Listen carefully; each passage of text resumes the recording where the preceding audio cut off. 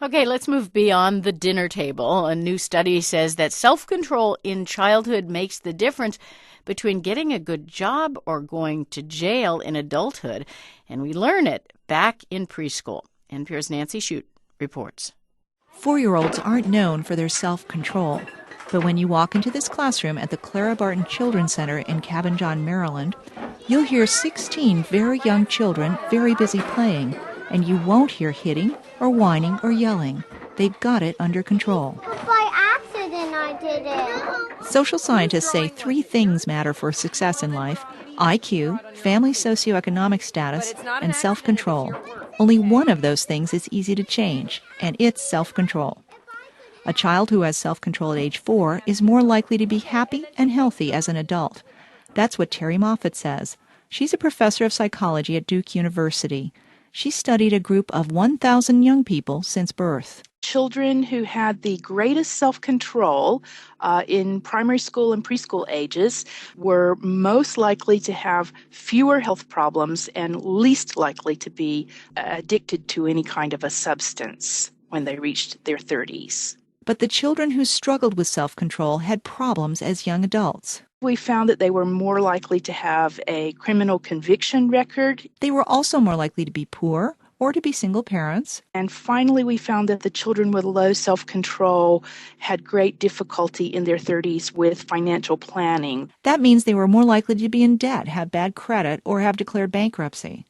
Moffat's study, which was published in the Proceeding of the National Academy of Sciences, is the best evidence yet on the payoff for learning self-discipline early on, and it can be taught. Identical twins are not identical on self-control, and that tells us that it is something that they have learned, not something that they have inherited. Teaching self-control has become a big focus for early childhood education.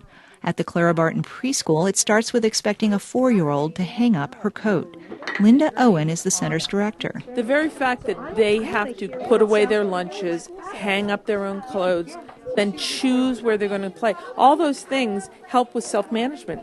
Of course, not all 4-year-olds can manage that, but this classroom has been set up to help them manage themselves. There are all sorts of cues and clues to help them make independent decisions. The first step. When Eden Aronoff washes her hands, she sees 7 pictures that show her just what to do. Soap on your hands, turn on the water, scrub. When the children disagree, they can turn to the solution kit.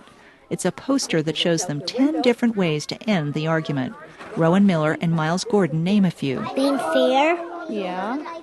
Or sharing. Sharing's a good one. Put it together. And when things do go wrong, there are consequences. Linda Owen points to a group of children building a huge tower of blocks. If one of our children, who we know has impulse control problems, came by and kicked that over right now, the consequence would be they would need to come back and help rebuild it.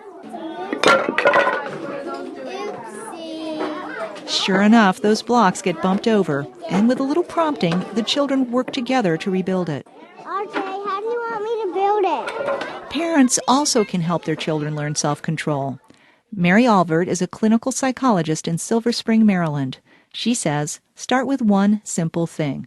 Learn delay of gratification, which means simply that you don't get what you want immediately, and you may have to wait a little while.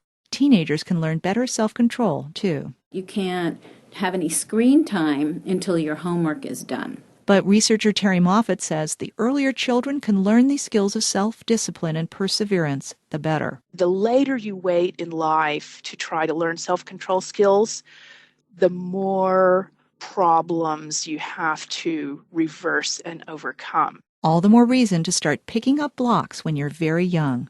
Nancy Shute, NPR News.